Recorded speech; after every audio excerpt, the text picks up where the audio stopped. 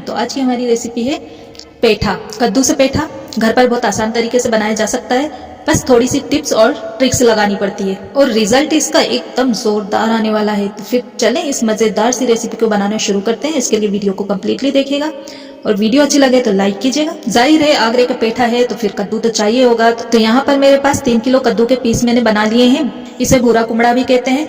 तो कद्दू लेकर अच्छी तरह से वॉश कर लीजिए, उसे छील लीजिए और उसके बीच का जो भाग होता है, बीजे वाला हिस्सा, नरम वाला हिस्सा, ये पूरी तरह से आप हटा दीजिएगा और फिर इसके 3-3 इंच के बराबर के पीस काट लीजिएगा। ये देखिए जिस तरह से मैंने काटे हैं। अब इन पीसों को हम कांटे की मदद से छेद कर लेंगे। चारों तरफ से इसे अच्छी तरह से हमें छेद कर लेना है। ये देखिए इस तरह से जितना अच्छा आप इसके पीछे वाले हिस्से में छेद करेंगे, इसमें चाशनी, जब हम चाशनी में पकाएंगे उतनी अच्छी चाशनी इसमें एब्जॉर्ब होगी।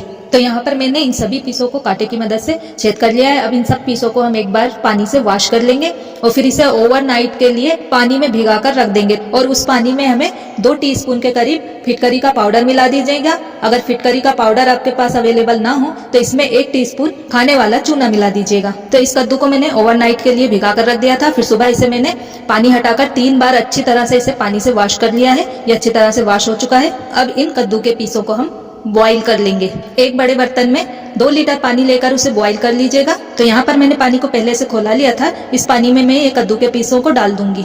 अब हम कद्दू को इतना पकाएंगे कि ये अच्छी तरह से ट्रांसपेरेंट हो जाए और इसे पकने में तकरीबन 20 से 25 मिनट लग जाएंगे क्योंकि कद्दू ज़्यादा है। कद्दू के पीस को ऊपर नीचे चला लेंगे। तो यहाँ पर मैंने कद्दू के पीस को 20 से 25 मिनट के लिए पका लिया है। ये अच्छी तरह से पक चुके हैं और ट्रांसपेरेंट भी हो चुके हैं। ये देखिए ये पीस अच्छी तरह से ट्रांसपेरेंट हो गए हैं। अब गैस की फ्लेम को हम ऑफ कर देंगे। अब इन कद्दू के पीसों को हमें सीधे गर्म पानी से निकाल कर ठंडे पानी में डायरेक्ट डाल देना है। ये देखिए मैंने इसे सीधे निकालती जा रही हूँ और ठंडे पानी में इसे पहले से मैंने एक बर्तन में ठंडा पानी भरकर रख लिया है, उसमें मैं डालती जाऊंगी। तो इन कद्दू के पीसों को हमें 2 बार ठंडे पानी में डाल लेना है। ये थोड़े ठंडे हो जाएंगे। इन पीसों को हम हाथों से निचोड़ लेंगे, देखिए इस तरह से, और इसका जो एक्स्ट्रा पानी है वो हटा देंगे।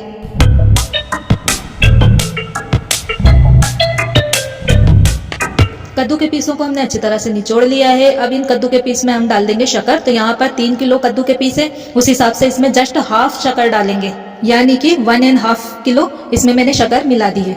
शक्कर को हम अच्छी तरह से कद्दू के पीस में मिक्स कर देंगे। कद्दू के पीस को हम 1 घंटे के लिए ढक कर रख देंगे ताकि शक्कर इसमें अच्छी तरह से एब्जॉर्ब हो जाए और शक्कर फिर इसमें पानी भी छोड़ देगी। तो यहाँ पर कद्दू को रखे हुए 1 घंटा हो चुका है। ये देखिए इसने पानी छोड़ दिया है। अब हम इस कद्दू को पका लेंगे। शक्कर के साथ हमें कद्दू को इतना पकाना है कि शक्कर की 4 तार की चाशनी बन जाए और उसके बाद शक्कर सूखने लगेगी थोड़ी थोड़ी। इसे पकाने में मेहनत तो लगती है बट इसका रिजल्ट बड़ा शानदार आने वाला है। अब देखिए इसे पकाते हुए 25 से 30 मिनट हो चुके हैं और शक्कर भी थोड़ी थोड़ी सूख चली है। इसे हम 5 मिनट के लिए और पकाएंगे ताकि इसकी शक्कर थोड़ी और सूख चले, फिर इसे हम निकाल लेंगे। 5 मिनट बाद देखिए हल्की सी इसमें चाशनी बची है। अब इसमें हम मिला देंगे थोड़ा सा केवड़ा वाटर और गैस की फ्लेम को ऑफ कर देंगे। अब इसमें जो थोड़ी सी चाशनी बची है उसे हम हटा देंगे और इन पीसों को अलग निकाल लेंगे। ये देखिए पेठा बनकर तैयार हो चुका है। इन्हें हमने 3 अलग अलग प्लेटों में निकाल लिया है। अब इन पेठों में हम कलर मिला लेंगे। देखिए आप अपने चॉइस के हिसाब से इसमें कलर कर लीजिएगा।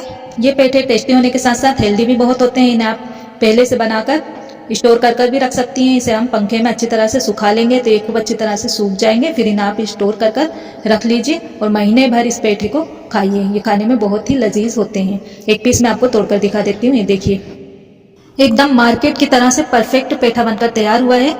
वीडियो अच्छी लगी हो तो नीचे लाइक के बटन पर क्लिक कीजिएगा और मेरे चैनल को सब्सक्राइब करना मत भूलिएगा। रखिए अपना बहुत सारा ख्याल। इसी के साथ अलविदा। Thanks for watching.